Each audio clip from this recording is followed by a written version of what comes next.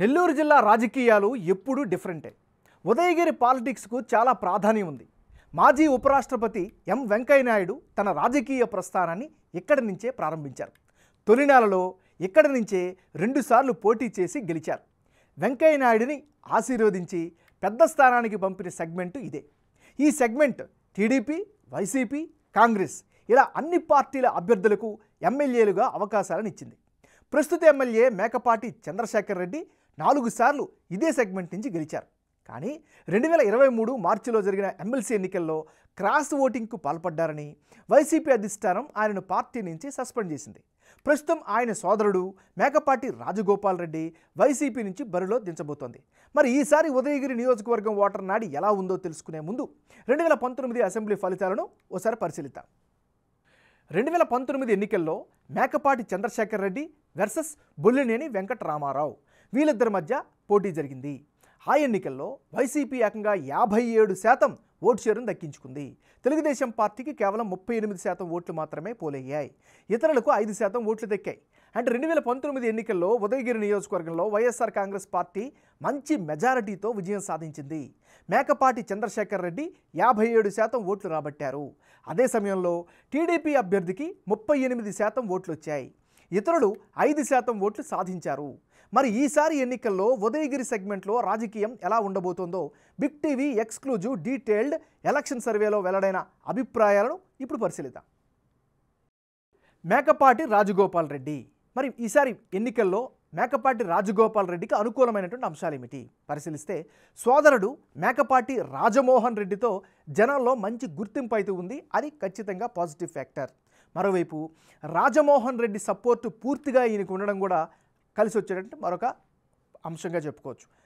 ముఖ్యంగా స్థానికంగా నియోజకవర్గంలో పూర్తి స్థాయి యాక్టివ్గా ఉంటున్నారు, ప్రజలతో మమేకమవుతున్నారు.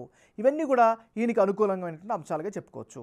మరి మేకపాటి రాజగోపాల్ రెడ్డికి మైనస్ అయ్యే అంశాలు ఏమిటి పరిశీలిస్తే, రాజకీయాలకు మాత్రం కొత్తగా ఎంట్రీ ఇవ్వడం, సో ఇన్ఎక్స్పీరియన్స్గా చెప్పుకోవచ్చు. ఇది ప్రధానంగా మైనస్గా చెప్పుకోవచ్చు.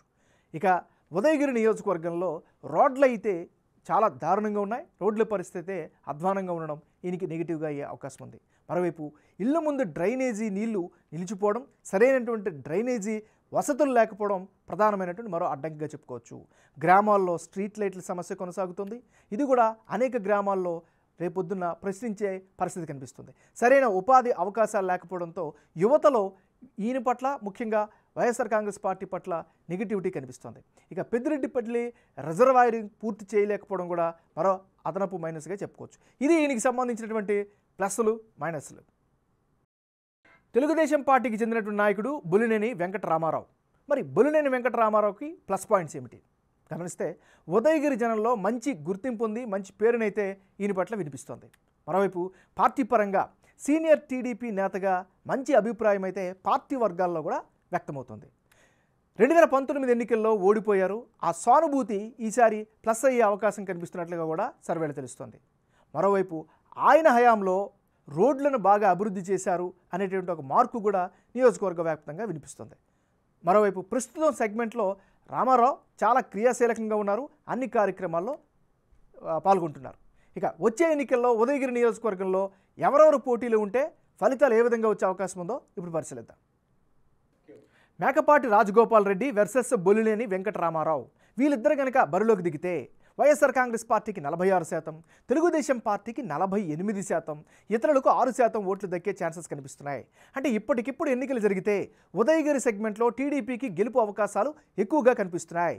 టీడీపీ నుంచి బొల్లినేని వెంకటరామారావు నిలబడితే 48% ఓటు షేర్ రాబట్టే అవకాశాలు ఉన్నట్లు బిగ్ టీవీ సర్వేలో వెల్లడైంది. అదే సమయంలో వైసీపీ అభ్యర్థికి 46% ఓట్లు వస్తాయని తెలుస్తోంది. ఇతరులకు 6% ఓట్లు వస్తాయని సర్వేలో వెల్లడైంది. అంటే ఉదయగిరి నియోజకవర్గంలో టీడీపీ అభ్యర్థికి లీడ్ రావడానికి కారణం రామారావు వ్యక్తిగత ఇమేజు, అలాగే తన హయాంలో చేసిన అభివృద్ధి కీలకంగా కనిపిస్తోంది. మరోవైపు టీడీపీకి చెందిన ఖమ్మం విజయరామిరెడ్డి సపోర్టు కూడా రామారావుకు చాలా కలిసి వస్తుంది. దీంతో పార్టీకి గెలుపు అవకాశాలు పెరుగుతున్నట్లు సర్వేలో వెల్లడైంది. అటు వైసీపీ తరపున బరిలో ఉంటున్న మేకపాటి రాజగోపాల్ రెడ్డికి ఆ కుటుంబ నేపథ్యం కలిసి వస్తుంది. ఆ కుటుంబానికి ఉన్న ఫాలోయింగ్, విధేయతతో ఓట్లు పడే అవకాశాలు కూడా ఉన్నాయి. అలాగే ప్రభుత్వం నుంచి స్కీముల ద్వారా లబ్ధి పొందుతున్న వారు కూడా ఓటు వేస్తామని తమ అభిప్రాయంగా వెల్లడించారు.